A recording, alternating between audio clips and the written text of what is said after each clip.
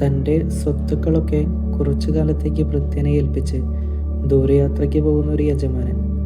എന്നാൽ യജമാനൻ എന്ന് വരുമെന്ന് കൃത്യമായിട്ട് ഭൃത്യൻ അറിയില്ല. പക്ഷെ തിരികെ വരുമെന്നുള്ള കാര്യം തീർച്ചയാണ്. ആദ്യ നാളുകളിലെല്ലാം ഉത്തരവാദിത്വത്തോടെ കൃത്യമായി ഭൃത്യൻ ചെയ്തു. എന്നാൽ അപ്പോഴൊന്നും യജമാനൻ വന്നില്ല.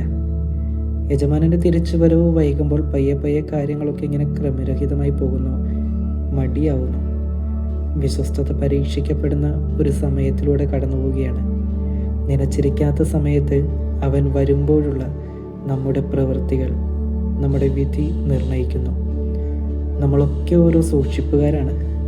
ദൈവത്തിൻ്റെ ആലയമായ നമ്മുടെ ആത്മാവിൻ്റെ സൂക്ഷിപ്പുകാർ, സ്നേഹത്തിൻ്റെയും സത്യസന്ധതയുടെയും സൂക്ഷിപ്പുകാർ.